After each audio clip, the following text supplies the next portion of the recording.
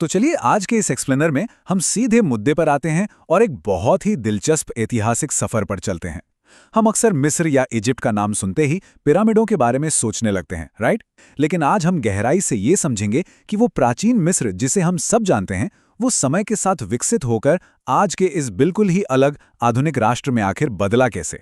जरा सोचिए, pop culture में मिस्र की जो इमेज है और आज उसकी जो असल सच्चाई है, उसमें कितना बड़ा विरोधाभास है।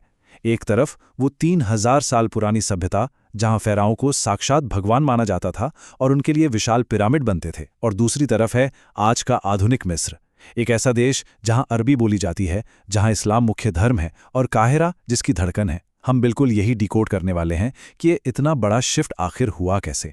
यहाँ जो सबसे बड़ा सवाल हमें सुलझाना है वो ये है कि कैसे एक सभ्यता जो 3000 सालों तक अपने ईश्वरीय राजाओं के लिए पिरामिड बनाती रही, वो एक अरबी बोलने वाले इस्लामी गणराज्य में तब्दील हो गई। क्या ये सब तलवार के दम पर रातों रात हुआ, कोई अचानक बदलाव था, या फिर इसके पीछे अर्थव्यवस्था और जलवायु का कोई बहुत ही धीमा और उलझा हुआ ताना बाना था? इस विशाल ऐतिहासिक पहेली को सुलझाने के लिए हम इन 6 खास पड़ावों से होकर गुजरेंगे। फ़ाराओ साम्राज्य का उदय, ग्रीक और रोमन दौर का आर्थिक शोषण, बाइजेंटाइन अत्याचार और उनका पतन, अरबों की मिस्र पर विजय, टैक्स और विद्रोहों का असर, और आखिर में आधुनिक मिस्र का निर्माण। तो चलिए शुरुआत करते हैं पहले चरण से, फ़ाराओ साम्राज्य का उदय और नील नदी।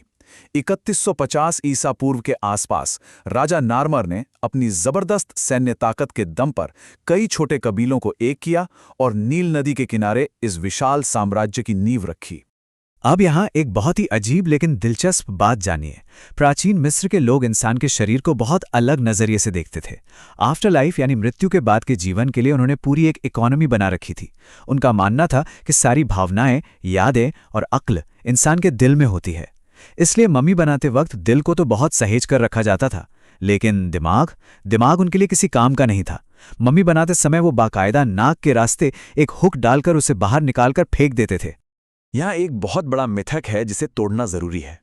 अक्सर कहा जाता है कि इन विशाल पिरामिडों को बनाने के चक्कर में मिस्र दिवालिया हो गया था, पर असल में ऐसा नहीं है। केंद्रीय सत्ता का पतन तब शुरू हुआ जब भयानक जलवायु परिवर्तन और सूखे ने उनकी खेती को तबाह कर दिया। जब भगवान माने जाने वाले ये फ़ाराओ नील नदी की बाढ़ को कंट्रोल नहीं कर पाए, तो जनता के सामने उनके ईश्वरीय होने का सारा भ्रम टूट गया। अब आते हैं दूसरे चरण पर, ग्रीक और रोमन आर्थिक शोषण। इस दौर तक आते आते मिस्र की वो पुरानी शानो शौकत खत्म हो चुकी थी। अब वो एक ऐसा बटा हुआ इलाका बन गया था जिसे विदेशी ताकतें आर्थिक और सांस्कृतिक रूप से बुरी तरह निचोड़ रही थीं। 332 ईसा पूर्व में जब सिकंदर यहाँ आया तो समाज पूरी तरह 2 हिस्सों में बंट गया। अलेक्जेंड्रिया के भव्य महलों में ग्रीक बोलने वाले विदेशी शासक ऐश कर रहे थे, जबकि चिलचिलाती धूप में खेतों में काम करने वाले मूल कॉप्टिक किसान पिस रहे थे। ये विदेशी शासक फ़ाराओ की उपाधियां तो इस्तेमाल करते थे, लेकिन अंदर से वो पूरी तरह ग्रीक थे। फिर 30 ईसा पूर्व में ऑगस्टस के आने के बाद रोमनों ने मिस्र को महज एक रिसोर्स निकालने वाली मशीन बना दिया। जरा सोचिए, रोम की जनता का पेट भरने के लिए मिस्र के किसानों से हर साल 15 लाख से लेकर 27 लाख 20,000 टन तक अनाज एक्सपोर्ट किया जाने लगा। मिस्र बस रोमन अर्थव्यवस्था को पालने वाला एक गुलाम राज्य बनकर रह गया था। इस टाइमलाइन पर नजर डालें तो एक बात बिल्कुल साफ हो जाती है। अरबों के आने से सदियों पहले ही लगातार विदेशी नियंत्रण ने मिस्र की अपनी राजनीतिक पहचान और आज़ादी को पूरी तरह मिटा दिया था। सिकंदर से लेकर रोमन और फिर सैसनिड पारसियों तक मिस्र बस एक हाथ से दूसरे हाथ में जाने वाला खिलौना बन चुका था। तीसरा चरण, बाइजेंटाइन उत्पीड़न और साम्राज्य का पतन। 7वीं सदी तक आते आते मिस्र पर बाइजेंटाइन कंट्रोल, भारी टैक्स और गहरे धार्मिक मतभेदों की वजह से अंदर ही अंदर पूरी तरह सड़ चुका था। हुआ ये कि बाइजेंटाइन शासक चेल्सिडोनियन ईसाई थे और मिस्र की मूल कॉप्टिक आबादी मियाफिसाइट ईसाई थी। बस इसी धार्मिक फर्क की वजह से शासकों ने स्थानीय कॉप्टिक लोगों पर भारी टैक्स थोप दिए और उन पर बेतहाशा जुल्म किए। मतलब उन्होंने अपनी ही जनता को अपना सबसे बड़ा दुश्मन बना लिया। इसी नफरत और पारसियों के साथ हुए विनाशकारी युद्धों ने वहां सत्ता का एक बहुत बड़ा निर्वात यानी पावर वैक्यूम पैदा कर दिया। और यहीं से शुरू होता है चौथा चरण, मिस्र पर अरबों की विजय। इसी पावर वैक्यूम ने 639 ईस्वी में अरब सेनाओं के लिए एक परफेक्ट मौका तैयार किया, जिनका नेतृत्व कमांडर अम्र इब्न अल आस कर रहे थे। हेलियोपोलिस के जंग में जो हुआ वो सैन्य रणनीति का एक जबरदस्त नमूना है। करीब 10,000 सैनिकों की कुमुक मिलने के बाद अम्र इब्न अल आस ने एक शानदार 3 तरफा चाल चली। उन्होंने अपनी सेना को 3 हिस्सों में बांटा और अपने तेज तर्रार रेगिस्तानी घुड़सवारों की मदद से बाइजेंटाइन की उस भारी भरकम और धीमी सेना को पूरी तरह से कुचल कर रख दिया। इस करारी हार के बाद बाइजेंटाइन गवर्नर साइरस अपनी जान बचाकर बेबीलोन के किले में जा छिपा, लेकिन महीनों की घेराबंदी के बाद उसे चुपचाप सरेंडर करना पड़ा। और सच कहें तो ये कोई दूरदर्शी कूटनीति नहीं थी। साइरस एक यथार्थवादी था। वो अच्छी तरह जानता था कि किले के बाहर की उत्पीड़ित कॉप्टिक जनता बाइजेंटाइन शासकों से इतनी नफरत करती है कि वो अरबों के खिलाफ कभी भी उनका साथ नहीं देने वाली थी। 5वां चरण, टैक्स, विद्रोह और धर्मांतरण। चलिए अब इस पूरी कहानी के सबसे गलत समझे जाने वाले हिस्से पर बात करते हैं। मिस्र के लोगों का असल में धार्मिक धर्मांतरण कैसे हुआ? यकीन मानिए, इसके पीछे धर्म से कहीं ज्यादा पैसा और अर्थशास्त्र जिम्मेदार था। तो चलिए यहां एक बहुत बड़ा मिथक तोड़ते हैं। ऐसा बिल्कुल नहीं था कि लोगों को तलवार की नोक पर तुरंत मुसलमान बनाया जा रहा था, बल्कि उमैयद और अब्बासिद खलीफाओं ने असल में अचानक धर्मांतरण को रोकने की कोशिश की थी। ऐसा क्यों? क्योंकि उन्हें अपना विशाल साम्राज्य चलाने के लिए बहुसंख्यक कॉप्टिक आबादी से मिलने वाले जजिया टैक्स की सख्त जरूरत थी। अगर सब तुरंत इस्लाम कबूल कर लेते तो उनके खजाने की तो कमाई ही खत्म हो जाती।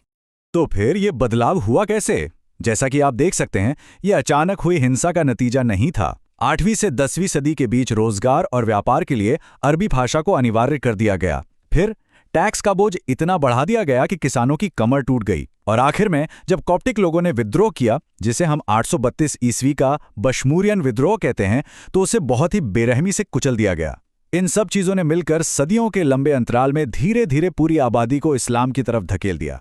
6ठा और आखिरी चरण, आधुनिक मिस्र का निर्माण। सदियों तक चला ये धीमा आर्थिक और सांस्कृतिक बदलाव हमें सीधे आज के आधुनिक मिस्र की सच्चाई तक ले आता है, जिसे आज हम देखते हैं।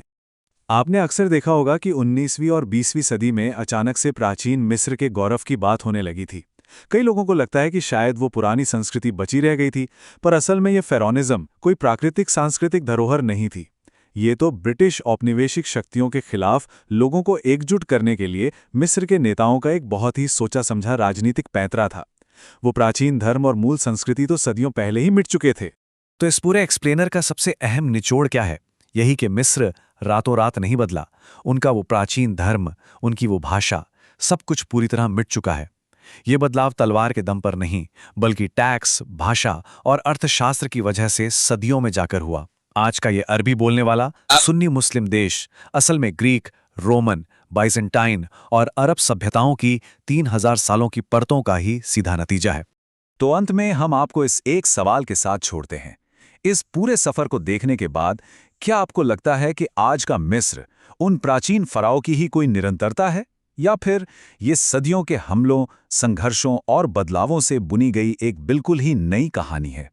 सोचिएगा जरूर कि कैसे कोई राष्ट्र इतिहास की राख से अपनी एक नई पहचान गढ़ता है। आज के इस एक्सप्लेनर में हमारे साथ जुड़ने के लिए बहुत बहुत शुक्रिया।